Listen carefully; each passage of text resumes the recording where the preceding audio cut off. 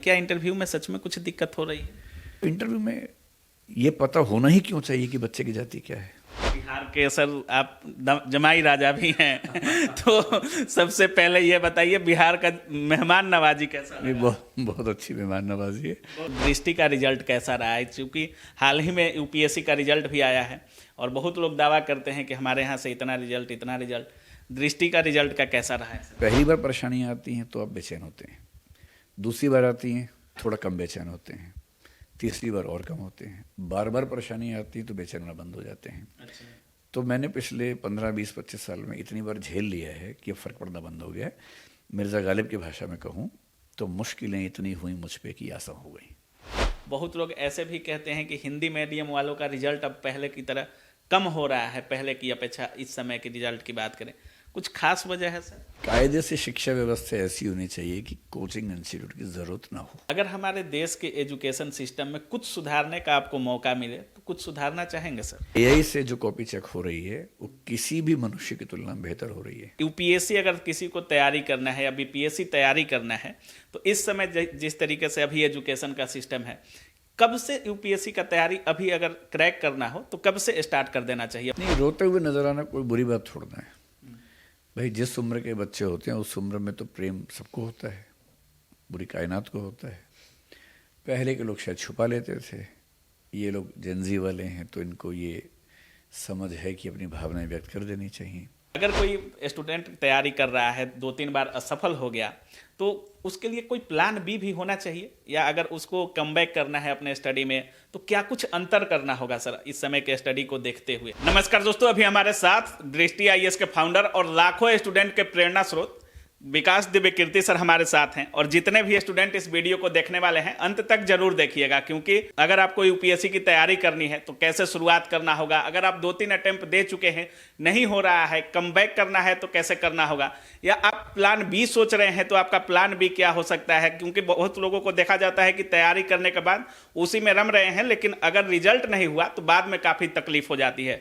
तो सारी चीजों पर बात करेंगे सर के साथ। सबसे पहले सर स्वागत है आपका। नमस्कार, धन्यवाद। बिहार आकर कैसा लगा? बिहार आके तो मुझे हमेशा अच्छा लगता है। और बिहार के सर आप जमाई राजा भी हैं तो सबसे पहले ये बताइए बिहार का मेहमान नवाजी कैसा ये लगा? बहुत अच्छी मेहमान नवाजी है। बहुत अच्छी है। और मतलब मुझे यहाँ के लगता नहीं कि मैं अपने घर से दूर आ गया हूँ। अच्छा, ऐसा फील होता है सर? जी जी जी। अच्छा सर, अभी आप बिहार में आए हैं और दृष्टि आईएएस भी बिहार आया है। बिहार के छात्रों के लिए कुछ खास लेकर आए हैं, क्योंकि जब भी आते हैं कुछ होता है सर? नहीं, हमारी कसौटी ये है कि जो सुविधाएं हम दिल्ली में दे रहे हैं ठीक वही सुविधाएं हम अगले बाकी सेंटर्स पे दें। और जब मैंने पहली क्लास 3 महीने पहले ली थी तो मैंने बच्चों से प्रॉमिस किया था कि दिल्ली में जो भी सुविधाएं हैं वो सारी वैसी की वैसी यहाँ मिलेंगी। मतलब अब दिल्ली जाने की जरूरत नहीं है? हाँ, मतलब किसी को दिल्ली जाने का मन है, शौक है, इच्छा है तो जाए। दिल्ली यूनिवर्सिटी में पढ़ना है, जेएनयू में पढ़ना है तो दिल्ली जाए। लेकिन आईएएस की तैयारी करने के लिए अगर किसी संस्था से पढ़ना है तो मुझे नहीं लगता कि उसकी ज़रूरत आपको है। सर एक डाउट सा हो जाता है, जैसे बहुत लोगों को लगता है कि अगर दिल्ली जाएंगे, मुखर्जी नगर या जहाँ भी रहेंगे तो वहाँ एक अलग एनवायरनमेंट मिलेगा, और अगर बिहार में हम यूपीएससी की तैयारी करते हैं तो वो चीज़ें नहीं मिल पाती है। क्या जिस तरीके से दृष्टि दिल्ली में काम कर रहा है, क्या उसी लगन मेहनत के साथ क्या बिहार में भी कर रहा है?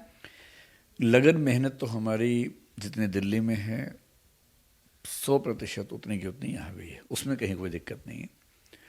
रही बात ये कि माहौल, अभी बात सही है कि दिल्ली में पूरे देश के लोग आते हैं। अब पटना सेंटर में पूरे देश के लोग आपको नहीं मिलेंगे, लेकिन हिंदी मीडियम जैसे है तो उसमें तो कोई बहुत फ़र्क नहीं पड़ता है। लेकिन दृष्टि में हमारा एक नियम ये है, पहले हिंदी मीडियम के लिए था, अब इंग्लिश में भी शुरू कर दिया कि दृष्टि का जीएस का कोई भी स्टूडेंट किसी भी सेंटर का अगर वो प्रीलिम्स क्वालिफाई कर लेता है तो उसको हम अपने खर्चे पे दिल्ली लेके जाते हैं, दिल्ली में 1 साल तक रखते हैं, उसका रहना, खाना, पढ़ना, लिखना, मेंटरशिप, लाइब्रेरी सब हम करवाते हैं। अच्छा। ताकि उसका सिलेक्शन हो।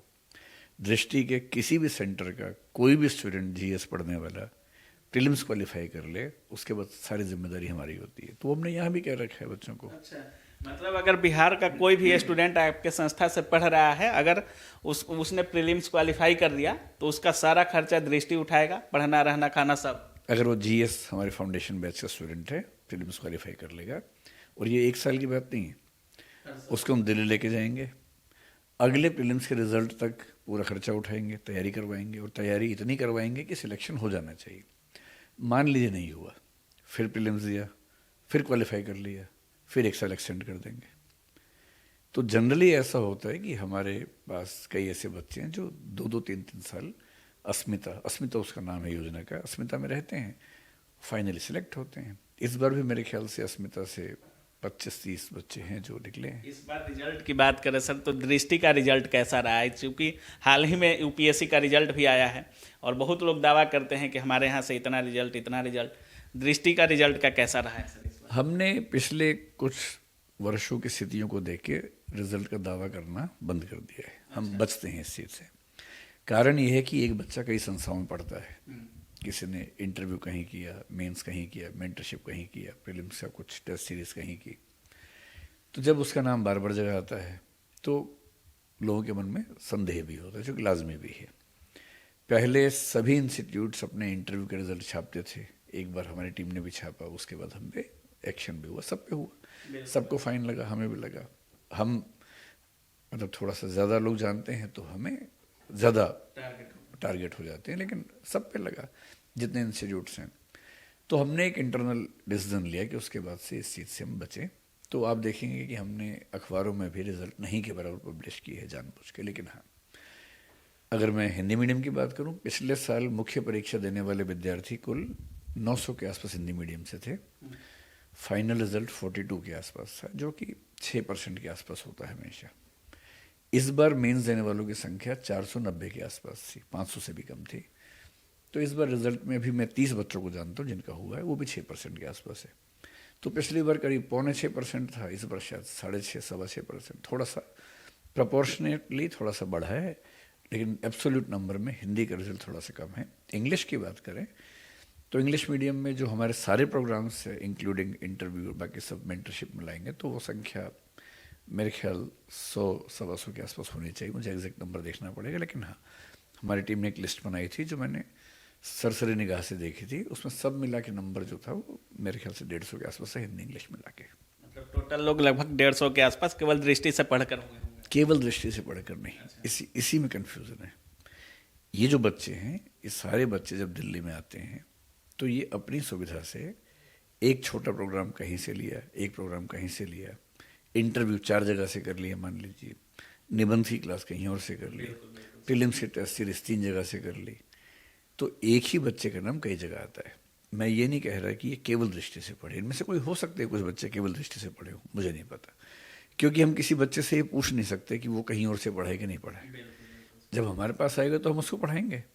अब वो कहीं और पढ़ के आया है कि नहीं, हमारे बाद कहीं और गया या नहीं गया, ना तो ये पूछने का हमारा हक है, ना हम पूछने में इंटरेस्टेड रहते हैं। तो ये हम दावा नहीं कर सकते। सर, यूपीएससी और बीपीएससी एक ऐसा एग्जाम है जिसमें सेलेक्ट बहुत कम लोग होते हैं, लेकिन अगर विफलता की बात करें तो लाखों स्टूडेंट हैं जिनके हाथ में विफलता लगती है, लेकिन सफलता बहुत कम लोगों के हाथे लगती है।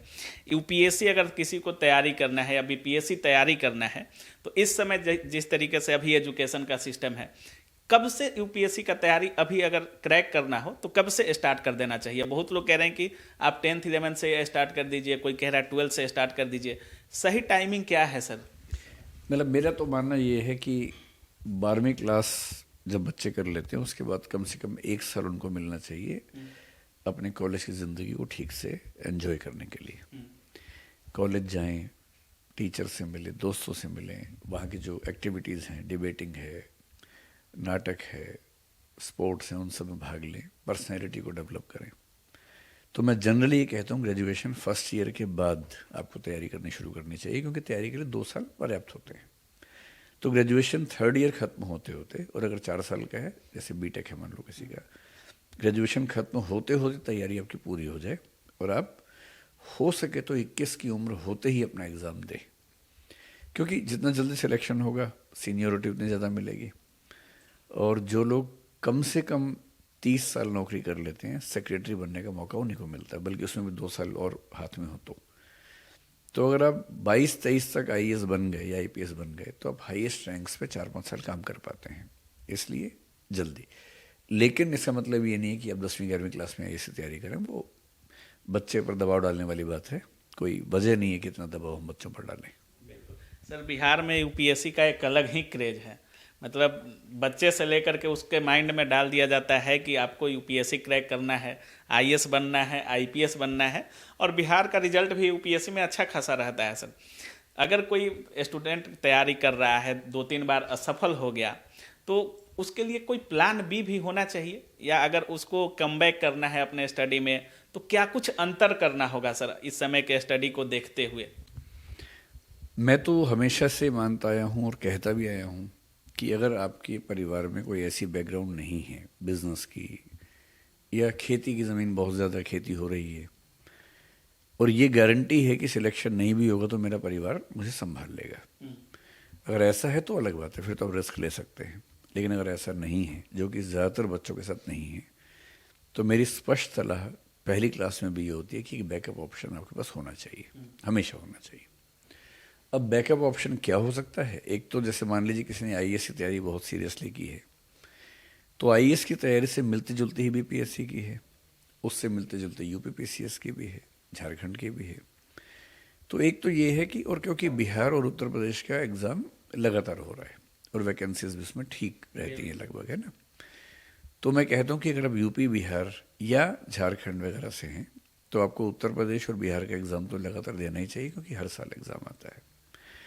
दूसरा, इसी तरह के थोड़े से एग्ज़ाम्स ऐसे हैं जो थोड़ा सा लोअर ग्रेड के हैं। जैसे मान लीजिए कि जो SSSC के एग्ज़ाम होते हैं ना राज्यों के, जो एग्ज़ाम का सिलेबस मिलता जुलता है यूपीएससी के साथ या पीसीएस के साथ, वो वाले एग्ज़ाम अगर आप साथ में दे देंगे तो बात बनती है। इसी तरह से मेरा ये मानना है कि कम से कम एक डिग्री ऐसी कर लेनी चाहिए जो आपको एक नौकरी दिलवाने में सहायता कर सके। कोई टेक्निकल डिग्री?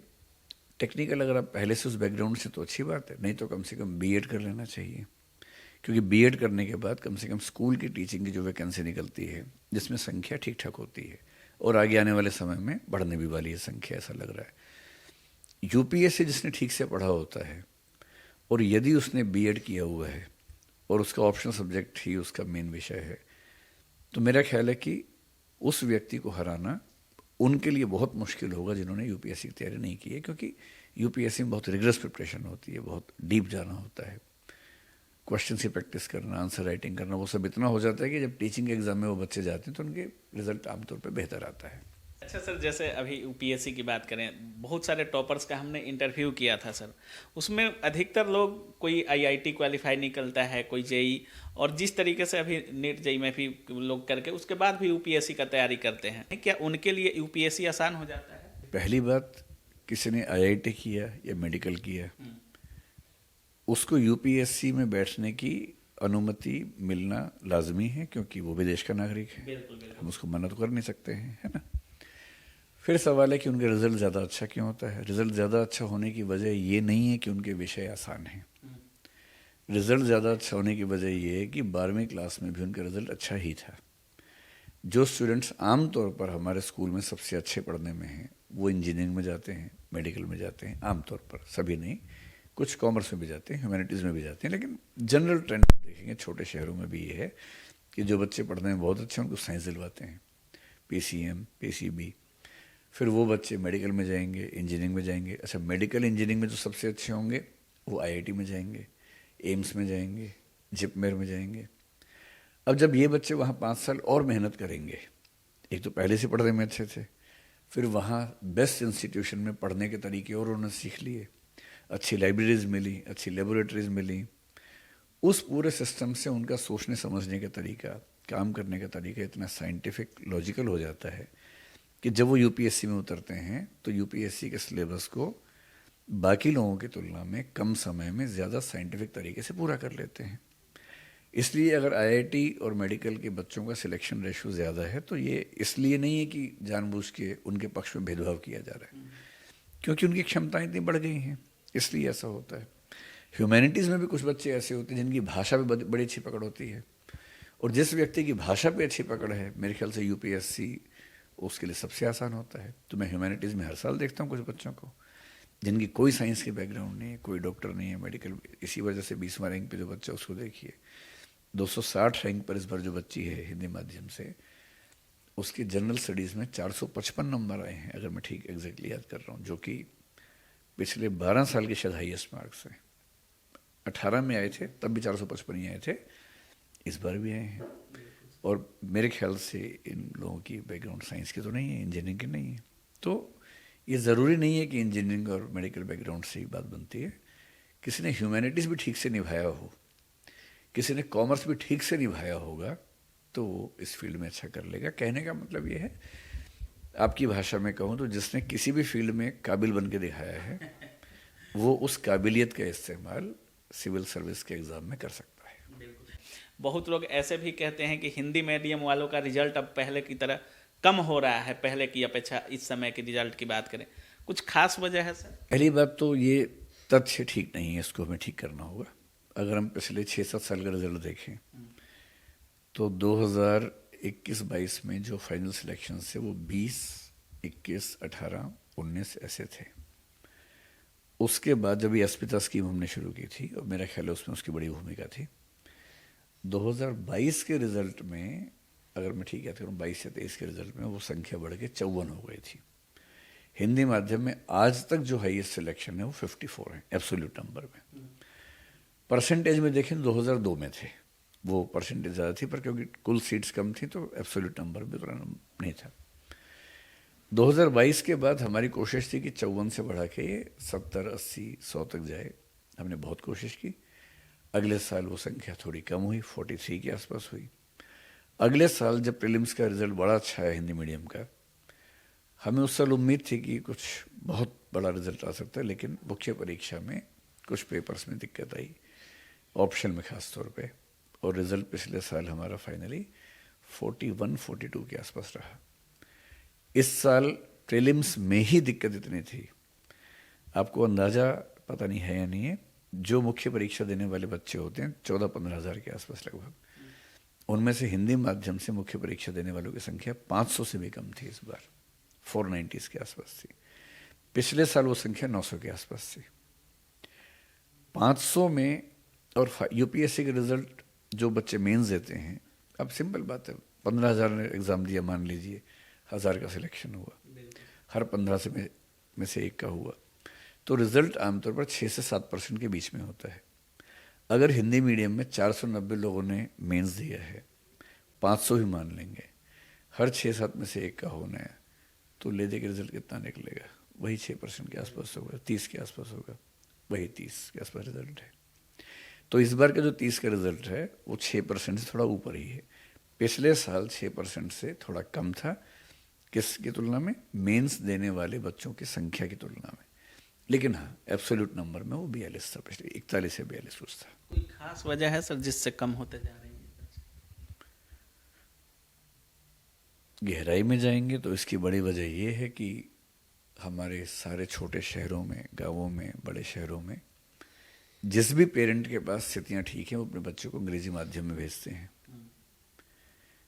तो हर नई पीढ़ी में योग्य और अच्छी बैकग्राउंड के जो बच्चे हैं उनके इंग्लिश मीडियम में होने की संभावना बढ़ती जाती है। हिंदी माध्यम में वो बच्चे पढ़ते हैं आमतौर पर गांव में रहने वाले, छोटे शहरों में रहने वाले, जिनके पेरेंट्स के पास इतनी कुव्वत नहीं थी या किसी आइडियोलॉजिकल रीज़न की वजह से अंग्रेजी में नहीं भेजना चाहते थे। फिर हिंदी माध्यम के जो स्कूल्स हैं, सरकारी स्कूल्स हों या कम सुविधाओं वाले स्कूल्स हों, वहाँ बच्चे को आगे बढ़ने के उतने मौके नहीं मिलते बचपन से ही कि वो अंग्रेज़ी में अच्छे माहौल, अच्छी सुविधाओं वाले स्कूल के बच्चों से कॉम्पीट कर सके। तो सही बात तो ये है कि हिंदी हो या बाकी भारतीय भाषाएं हों, हिंदी में फिर भी स्थिति ठीक है, बाकी भारतीय भाषाएं तो इस समय यूपीएससी में कोमा में हैं। हिंदी कोमा में नहीं है, वेंटिलेटर पे नहीं है, आईसीयू के आसपास है, इमरजेंसी में समझ लीजिए कि है। कोशिश हम भी कर रहे हैं, आप भी कीजिए, बच्चे भी करें, हो सकता है कि रिजल्ट आगे चल के अच्छा हो जाए। लेकिन हाँ, बाकी भारतीय भाषाएं इस समय यूपीएससी के एग्ज़ाम में कोमा में है, एकदम कोमा में है। सर, जिस अभी पढ़ाई का 2 मोड हो गया है सर, एक तो जैसे ऑफलाइन आपके क्लास में आ रहे हैं या टीचर्स के पास इंटरेक्ट हो रहे हैं और तैयारी कर रहे हैं, एक है सर जो ऑनलाइन स्टडी हो गया है, जैसे यूट्यूब पर हो गया, एप्लीकेशन पर हो गया। क्या यूट्यूब वाली पढ़ाई और ये जो ऑफलाइन वाली पढ़ाई है, दोनों में सक्सेस किसको मानते हैं सर आप? अगर यूपीएससी क्रैक करना हो, बीपीएससी पढ़ना हो, तो क्या ऑनलाइन पढ़ के भी हो सकता है क्या? हाँ, एकदम हो सकता है। अगर कोई बच्चा नया है, कम उम्र का है, भटकाव ज़्यादा होता है, समय है, फुर्सत है, तो ऑफलाइन से अच्छा कुछ नहीं है। अगर कोई थोड़ा सा मैच्योर बच्चा है और उसको कंपनी की ज़रूरत बहुत ज़्यादा नहीं है, अकेले में पढ़ सकता है, बहुत सीरियस है, अपने समय से पढ़ सकता है, या कोई नौकरी करने वाला है मान लीजिए, उसके पास समय दिन में है ही नहीं, वो रात को पढ़ेगा, या दूर दराज के गांव में रहने वाला बच्चा जो शहर में नहीं आ सकता, उन सब के लिए ऑनलाइन वरदान है। और ऐसे बच्चे हो सकते हैं, होते ही होंगे, जो केवल ऑनलाइन से पढ़ें, खूब मेहनत करें और सिलेक्ट हो जाएं। सर इस समय भटकाव भी बहुत ज़्यादा होता है, और युवा पीढ़ी में जैसे आप भी कह रहे हैं भटकते हैं। शुरुआत में प्यार मोहब्बत पर भी आपका एक लाइन हमको बहुत अच्छा लगा था सर, जो आपने कहा था कि लेट गो वाला जो शब्द है, आपने वो लाइन बोला था सर। क्या होना चाहिए, जैसे प्यार मोहब्बत के चक्कर में जिस तरीके से आज के युवा रोते हुए नजर आते हैं, चाहे वो लड़का हो लड़की हो, कैसे इन चीज़ों को आप प्रेशर जो है वो कैसे हैंडल करना है, इन चीज़ों को कितना लाइट बनाना है सर? नहीं, रोते हुए नजर आना कोई बुरी बात थोड़ा है भाई। जिस उम्र के बच्चे होते हैं उस उम्र में तो प्रेम सबको होता है, पूरी कायनात को होता है। पहले के लोग शायद छुपा लेते थे, ये लोग जेनजी वाले हैं तो इनको ये समझ है कि अपनी भावनाएं व्यक्त कर देनी चाहिए। तो यदि कोई प्रेम में चला गया है या किसी को किसी से आकर्षण हो गया है और वो इस बात से थोड़ा सा परेशान है, तो पहली बात तो ये स्वाभाविक बात है, अस्वाभाविक नहीं। इसे अस्वाभाविक नहीं करना है ना। हाँ, उनको समझाना है, ये समझाना है कि अगर आप एक सीरियस करियर लेके चल रहे हैं तो इन चीज़ों से डिस्ट्रैक्शन हो सकता है, ये बात भी सही है। अब मान लीजिए कोई दो लोग एक दूसरे से प्रेम करते हैं, पसंद करते हैं, और ब्रेकअप हो गया, रो रहे हैं, तो रोने का हक तो है ही उनको। और कुछ दिन अगर रोएंगे नहीं तो फिर ज़िंदगी भर घुटन में रहेंगे। तो अच्छा कुछ दिन रो लें, आंसू निकल जाएंगे तो कम से कम फिर पढ़ाई पे ध्यान लगाएंगे। और वो लेट गो वाला सर आपका क्या है, थोड़ा सा उसके बारे में समझाइएगा, क्योंकि बहुत सारे छात्र आपका उसके वीडियो के नीचे हम कमेंट भी देखे थे, बहुत लोग कह रहे थे कि थोड़ा एक्सप्लेन करिए सर ये लेट गो वाली क्या है? नहीं, लेट गो का मतलब है कि जाने दो। अगर कोई आपके जीवन में आया लेकिन नहीं संगति बन रही तो जाने दो। क्यों नफरत करनी है, क्यों गुस्सा करना है? अपने दिल को, मन को ऐसा बनाना कि चलो ठीक है, जो बीत गई सो बात गई। सर अभी एजुकेशन सिस्टम को आप भी देख रहे होंगे, आप भी यूपीएससी क्रैक किए हैं। अगर हमारे देश के एजुकेशन सिस्टम में कुछ सुधारने का आपको मौका मिले तो कुछ सुधारना चाहेंगे सर? कायदे से शिक्षा व्यवस्था ऐसी होनी चाहिए कि कोचिंग इंस्टीट्यूट की ज़रूरत ना हो। अच्छा जी, मतलब मैं एक ऐसे काम में हूँ, फिर भी बोल रहे हैं सर। हाँ सही बात है। किसी भी अच्छे देश में कोचिंग इंस्टीट्यूट की ज़रूरत क्यों होनी चाहिए? हमारे देश में स्थिति क्या है? प्राइमरी स्कूल्स या तो हैं नहीं, हैं तो बिल्डिंग नहीं है, बिल्डिंग है तो टीचर्स नहीं हैं, बच्चे जा रहे हैं, उनको भोजन मिलेगा इस लालच में जा रहे हैं, पढ़ाई का माहौल नहीं बन पा रहा। लाखों ऐसे स्कूल्स जहाँ पर बच्चों को इतनी अच्छी पढ़ाई नहीं मिल पा रही। जब भी बच्चे आगे बढ़ते हैं और जीवन में कंपटीशन जब सामने आता है तो उनके पास कोई रास्ता होता नहीं है, क्योंकि जो काम स्कूल को करना था, जो कॉलेज को करना था, उन्होंने किया नहीं। जब स्कूल ने, कॉलेज ने नहीं किया तो उस गैप की भरपाई करने के लिए कोचिंग इंस्टीट्यूट आता है ना। हर फील्ड में ऐसा होता है कि बचपन से अगर अच्छा भोजन मिलता तो डाइटिशियंस की ज़रूरत क्यों होती? बचपन से अगर हमने व्यायाम की आदत डलवा दी होती तो जिम क्यों होते? लगभग हर चीज़ में ऐसा है कि बचपन से अगर ठीक चीज़ें मिलती तो बहुत सारे प्रोफेशंस नहीं होते। तो मेरा ख्याल ये है कि प्राइमरी एजुकेशन पे बहुत ज़्यादा जोर देने की ज़रूरत है। विशेष रूप से विज्ञान, एआई, इन सब की शिक्षा पर बहुत जोर देने की ज़रूरत है। और मतलब मेरा ख्याल है कि जैसे चीन में या विकसित देशों में स्कूलिंग पर इतना फोकस है कि उसी से एजुकेशन की चुनौतियाँ सॉल्व होती हैं, तो कल को अगर ऐसा होता है हमारे देश में तो मैं तो बहुत खुश होऊंगा। सर पिछली बार हमने मैडम का इंटरव्यू किया था, आपकी मैडम आई हुई थी, और मैम का बहुत ही अच्छा इंटरव्यू भी था, बहुत वायरल भी हुआ था मेरा सर। अच्छा नहीं हो रहा, आप कहना चाह रहे हैं? अच्छा है सर। तो उसी से रिलेटेड आपको लेकर के हमने उनसे एक सवाल किया था कि विकास दिव्यकीर्ति सर घर पे कैसे हैं, मतलब बाहर तो मतलब बहुत लोग सीरियस हो जाते हैं, वो एक अलग इज्जत है, मतलब सर के साथ कोई भी मतलब देखता है तो खड़ा होना, फिर बहुत इज्जत लोग करते हैं आपकी। विकास दिव्यकीर्ति सर क्या घर में भी विकास दिव्यकीर्ति ही है? तो उन्होंने क्या जवाब दिया? ये आपसे सवाल है सर। वो तो बोली थी कि बहुत मजाकिया हैं विकास सर, हमेशा हंसते रहते हैं। नहीं नहीं, देखिए, जो आदमी घर के बाहर शेर होता है, घर के अंदर चूहा होता है, आपको पता ही है। अच्छा है। तो समझ लीजिए कि मैं भी घर के अंदर चूहा ही, मतलब जैसा हंसी मजाक में कहते हैं। बाकी हाँ, घर के अंदर जैसे घर में सब लोग होते हैं, सामान्य सरल सहज, और मैं उतना सीरियस हूँ नहीं जितना मेरे बारे में लोगों को धारणा है। अच्छा। हाँ, पढ़ने का शौक़ है मेरे घर में, सब लोग इस बात का सम्मान करते हैं कि मैं रोज़ रात को लगभग 3 से 4 घंटे पढ़ता हूँ, तो वो सब इस बात का ध्यान रखते हैं। अच्छा सर, एक चीज़ और है, जब भी आपको हम लोग देखते हैं, जैसे फ़ोन पे हो गया या कुछ भी इंटरव्यू वगैरह में भी देखते हैं, तो हमेशा बहुत कूल टाइप से रहते हैं। जैसे आप पर बहुत लोग टारगेट भी कर रहे थे बीच में, लेकिन उस समय भी आप बहुत कूल नज़र आ रहे थे। बहुत लोग आक्रोशित हो जाते हैं, क्रोधित हो जाते हैं, एंकर्स पर भी हो जाते हैं।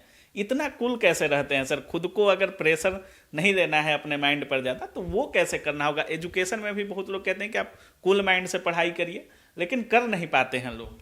नहीं नहीं, ऐसा नहीं है कि मैं भी बहुत कूल हूँ, लेकिन हाँ, पढ़ने से, पढ़ाने से, लंबे समय तक बच्चों से इंटरेक्ट करने से वो मेरे ख्याल से डेवलप हो जाता है।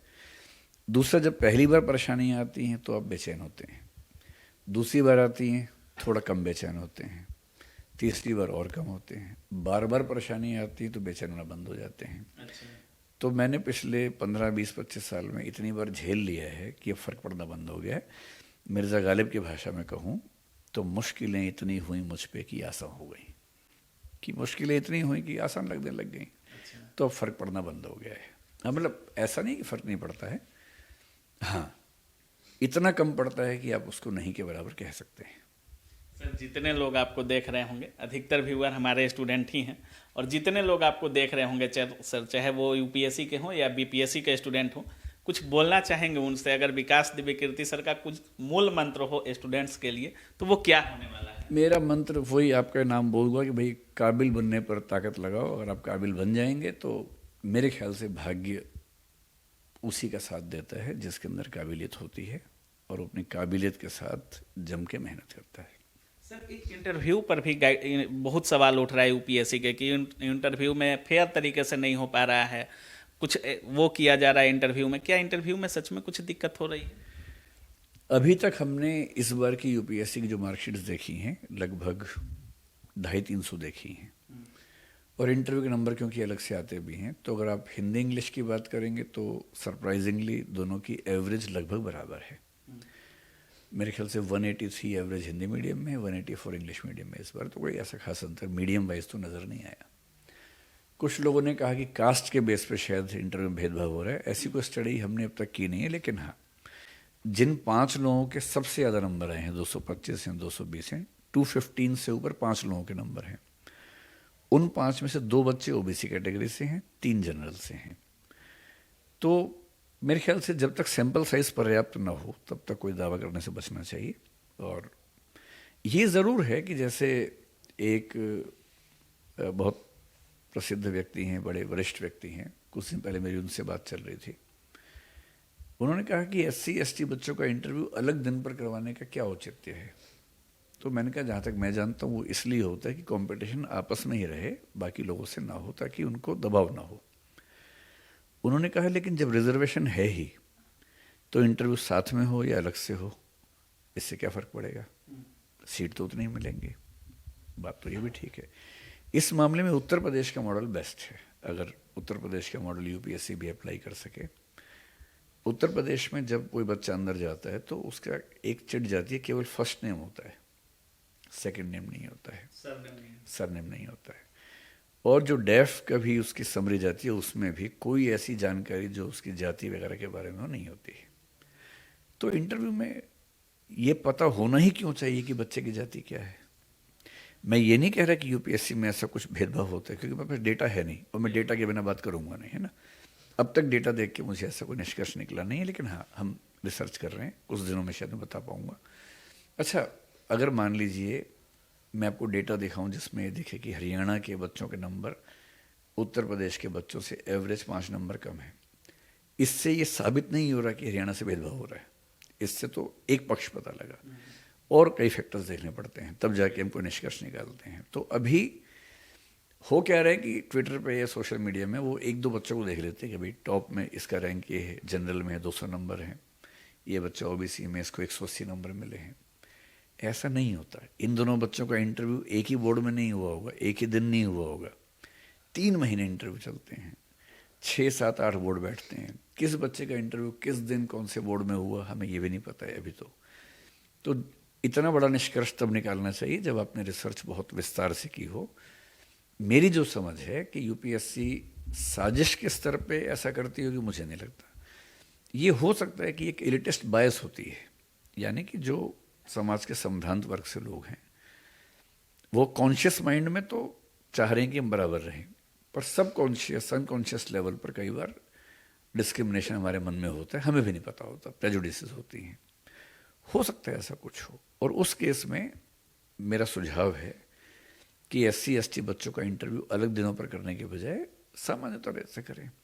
और किसी भी बच्चे की जाति की जानकारी होनी ही क्यों चाहिए बोर्ड में? नहीं होनी चाहिए। मैं तो इस पक्ष में भी हूँ कि हर बच्चे की वीडियोग्राफी होनी चाहिए इंटरव्यू की, और जारी नहीं होना चाहिए। हर बच्चे के इंटरव्यू की वीडियोग्राफी होनी चाहिए, वो रिकॉर्ड्स में होनी चाहिए, ताकि अगर कोई बच्चा ये क्लेम करता है कल को कि उसके खिलाफ जातीय टिप्पणी हुई, धार्मिक टिप्पणी हुई, नस्लीय टिप्पणी हुई, ऐसा कुछ मान लीजिए, ऐसा क्लेम मैंने सुना नहीं, मान लीजिएगा भी क्लेम हो, तो कम से कम प्रूफ तो हो। और आज के ज़माने में जब हर चीज़ की रिकॉर्डिंग हो रही है तो उसकी रिकॉर्डिंग क्यों नहीं हो सकती है? मतलब एकेडमिक्स के इंटरव्यूज़ हैं, मान लीजिए लेक्चरशिप का इंटरव्यू है, क्यों नहीं रिकॉर्डिंग होनी चाहिए पूरे इंटरव्यू की? हर इंटरव्यू की रिकॉर्डिंग हो और वो डेटाबेस में हो सरकार के पास। सरकार भी कम से कम रिव्यू कर सके कि इंटरव्यू का प्रोसेस ठीक चल रहा है कि नहीं चल रहा है। और अब तो AI के ऐसे बोट्स आ गए हैं जो खुद ही उस इंटरव्यू को देखकर आपको एक रिपोर्ट दे देंगे कि इंटरव्यू का प्रोसेस ठीक था या नहीं था। आगे चल के यूपीएससी को भी ये सब करना चाहिए। जैसे यूपीएससी ने भी बड़े अच्छे रिफॉर्म्स किए हैं इस बार से, जैसे अब जैसे आपका बायोमेट्रिक भी होगा, आपके एडमिट कार्ड पे फ़ोटो भी आपकी होगी, वो सब चीज़ें कर दी हैं इस बार इन लोगों ने। आगे AI की मदद से मुख्य परीक्षाओं की उत्तर पुस्तिकाओं का इवैल्यूएशन 1-2 साल 3 साल बाद AI करे। और मैं बहुत विश्वास से कह रहा हूँ, हमने काम कर लिया दृष्टि में AI वाला। AI से जो कॉपी चेक हो रही है वो किसी भी मनुष्य की तुलना में बेहतर हो रही है। अच्छा, हमें दृष्टि में AI से कॉपी चेक होता है? सिर्फ AI से नहीं, हमने AI से शुरू कर दिए। अभी बच्चों को 50 आंसर चेक करने की सुविधा दी है AI से, और बच्चे करवा रहे हैं, बहुत सारे बच्चे खुश भी हैं। हम उसको और इम्प्रूव कर रहे हैं। और ह्यूमन हैंडराइटिंग में होती है, सुझाव भी मनुष्यों की हैंडराइटिंग में मिलते हैं बच्चों को, लाल पेन से, अंडरलाइन भी होता है, और वो सही का निशान भी लगता है, सब कुछ होता है। और इतने अच्छे सुझाव मिलते हैं जो ह्यूमन एवेल्युएटर्स नहीं दे सकते हैं। हमने अपना AI इंजन अपने हिसाब से डेवलप किया उस चीज़ के लिए। आज से 2-3 साल बाद ये बहुत सारे ऐसे ऑप्शंस होंगे, सरकार भी करेगी ही। तो अलग अलग एवेल्युएटर्स ने कॉपी चेक की, किसी ने बहुत लूज मार्किंग की, किसी ने बहुत टाइट मार्किंग की। बच्चा क्यों भुगते? इंटरव्यू में तो मैं कई बार कहता हूँ कि आप एक इंटरव्यू करने के बजाय सिर्फ इतना कीजिए कि 100 नंबर या 90 नंबर, 90 नंबर और 95 नंबर के 3 इंटरव्यू कर दीजिए। कम से कम एक ही इंटरव्यू में गए, तुक्के से नंबर ज़्यादा आ गए या कम आ गए, ये खतरा कम हो जाएगा। जब आप 3 बोर्ड में जाएंगे तो एवरेज आउट हो जाता है, खतरा कम हो जाता है।